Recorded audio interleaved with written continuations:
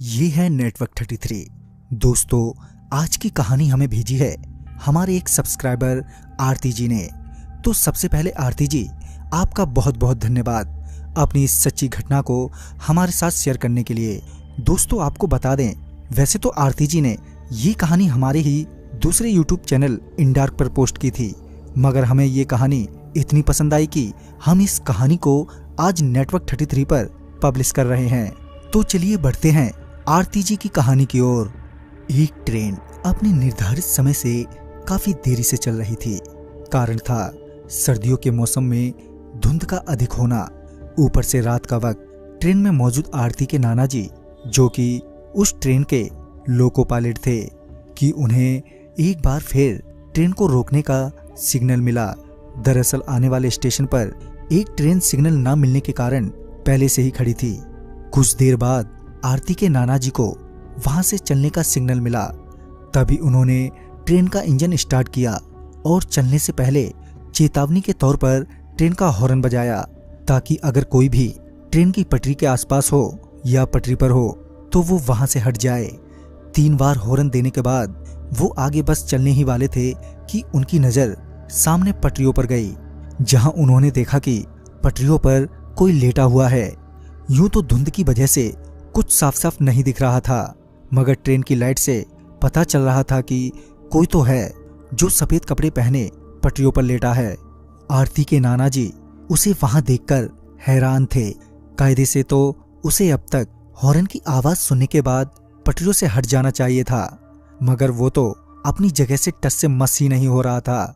आरती के नाना जी ने ट्रेन के विंडो से उसे आवाज देते हुए कहा, अरे भाई, हॉर्न की आवाज सुनाई नहीं दे रही क्या? चलो अब हट भी जाओ पटरियों से। मगर उनके कई बार कहने के बावजूद भी वो वहीं ज्यों का त्यों ही पड़ा रहा। अब आरती के नाना जी को गुस्सा आने लगा था। वो मन ही मन सोच रहे थे कि कैसा आदमी है ये, इतनी तेज हॉर्न की आवाज से भी इसे कुछ फर्क नहीं पड़ा। वो ये सोचते हुए ट्रेन से नीचे उतरे और वो उसकी ओर बढ़े। जब आरती के नाना जी उसके करीब पहुंचे तो उन्हें पता चला कि वो एक 15 से 16 साल तक का लड़का है। आरती के नाना जी ने फिर से उस लड़के से कहा, तुम्हें मेरी ही ट्रेन मिली है मरने के लिए? ये बोलते हुए आरती के नाना जी आगे बढ़ ही रहे थे कि वो लड़का एकदम से खड़ा हो गया। उस लड़के को खड़ा होता देख आरती के नाना जी भी एकदम से रुक गए। आरती के नाना जी अभी उस पर चिल्ला ही रहे थे कि वो लड़का अजीब सी चाल में उनकी ओर बढ़ने लगा। पहले तो वो लड़का अपनी मुंडी झुकाए हुए आरती के नाना जी की ओर बढ़ रहा था। जब वो आरती के नाना जी के करीब पहुंचा तो उसने अपनी मुंडी ऊपर की तो उसकी नजर सबसे पहले आरती के नाना जी के गर्दन पर गई। वो लड़का आरती के नाना जी की गर्दन की ओर घूर ही रहा था कि तभी ट्रेन में मौजूद आरती के नाना जी के सहकर्मियों की चिल्लाने की आवाज उन्हें सुनाई दी। जब उन्होंने पीछे मुड़कर देखा तो पाया कि उनके साथी उन्हें ट्रेन में तुरंत ही वापस आने के लिए कह रहे हैं। साथ ही वो सारे काफी डरे हुए भी लग रहे थे।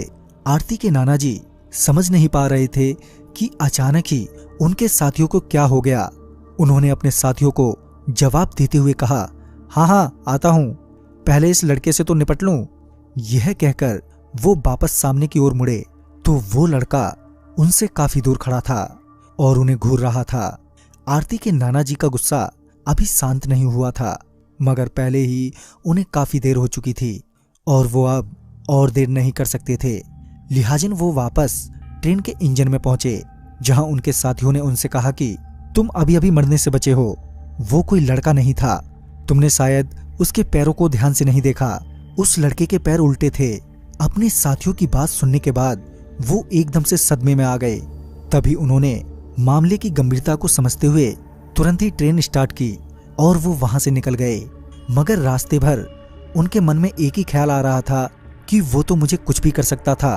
तभी उन्हें ध्यान आया कि वो लड़का उनकी गर्दन की तरफ देख रहा था। फिर जब उन्होंने अपनी गर्दन पर हाथ फेरा तो उन्होंने पाया कि उन्होंने अपने गले में बजरंगबली का एक लॉकेट पहना हुआ है। तभी उन्हें एहसास हुआ कि शायद उनकी जान बजरंगबली की वजह से बच गई। तो दोस्तों, इस कहानी में बस इतना ही। अगर आपके पास भी आरती जी की तरह ऐसी कहानियां हैं तो हमारे साथ शेयर करना ना भूलें। तो मैं आपका दोस्त राजकुमार जल्द ही मिलूंगा। शायद आप ही की भेजी हुई एक नई कहानी के साथ। तो तब तक के लिए बाय एंड टेक केयर।